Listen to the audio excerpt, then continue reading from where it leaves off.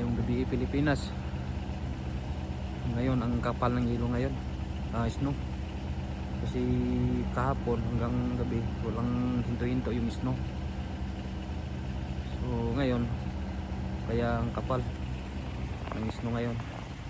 So ang gana ng daanan natin kasi nalinisan na, nakuha na ng snow.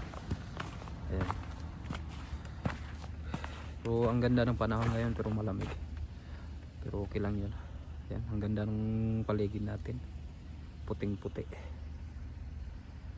Maghahati pala kami ng anak ko sa mama niya sa trabaho. Kasi ako ngayon tatlong araw kami walang pasok. Sa bahay muna tayo. Tapos ito, ngayon maghahatid tayo.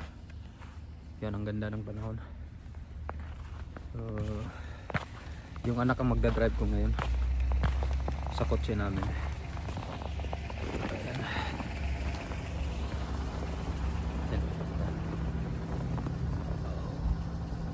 Yan, tinuruan ko na yan para pagdating ng panahon na parang kasi ngayong this year pwede na siya mag class 5. Ngayon class 7 pa lang siya. Kumbaga sa atin SP sa Pinas. Pero mahirap din yan kasi ako nakaapat na exam ako nun. Nakaapat na exam ako sa class 7 kasi mahina tayo sa pag-intindi ng English. Pero okay lang yun, at least pumasa na tayo hanggang naka class 5 ako. Yun, nung nag class 5 na ako tuwa ako kasi isang bagsak lang ako, pumasa naman ako pangalawa. Yun, mahirap yun kasi nasa mga 200 din yun, $200. So mahirap yun kung hindi mo mapasa-pasa. Unlike sa exam class 7, lang siya $17 per exam. So yun, hanggang nakapag class 5 tayo ngayon. Ito yung truck natin, na ng yelo, snow. Yan.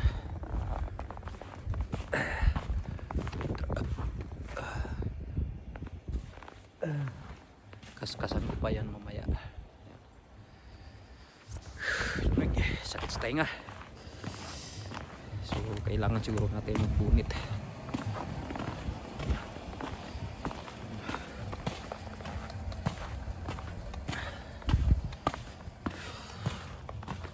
Mamaya ko na yun kakaskasin yung truck ko.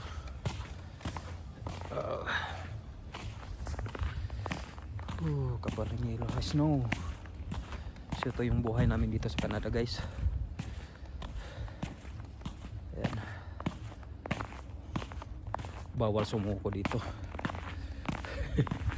Masasanay ka rin. So paikot na tayo dito sa bahay. Ayan.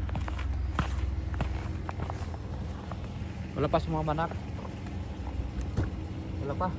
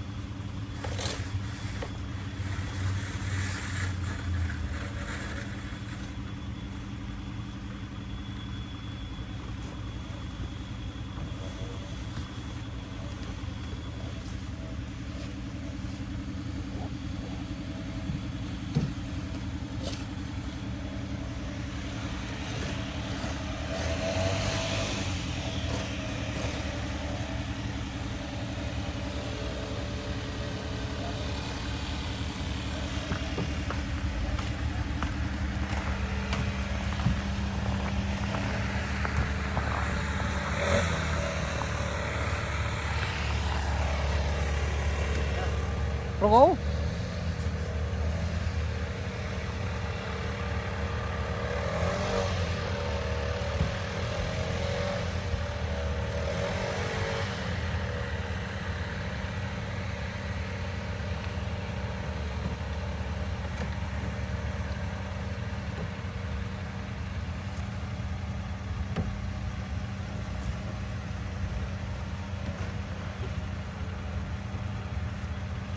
Tapos yung sa likod lang, yung sa amin.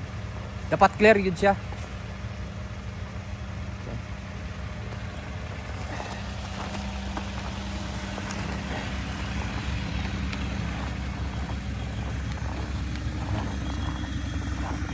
Yan.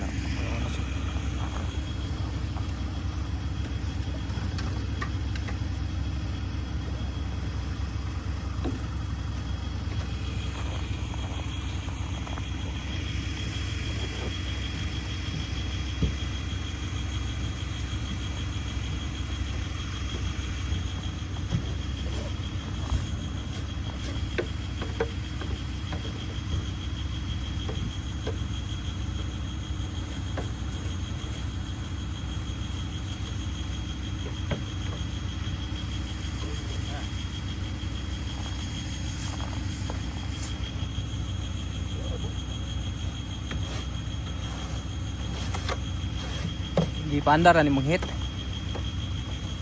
Andar ni mong hit wala. Di fall? Ah.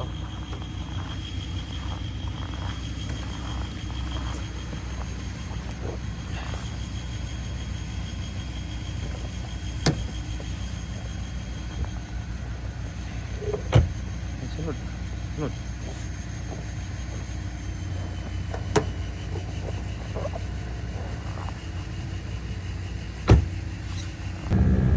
Guys, ang sakit sa tainga.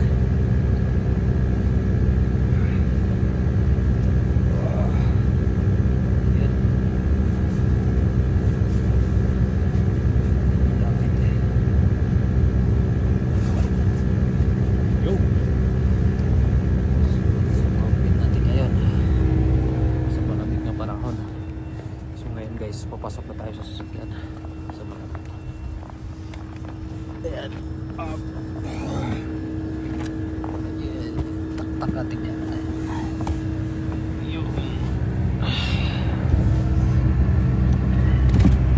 Pas mater. Ayun. Driver.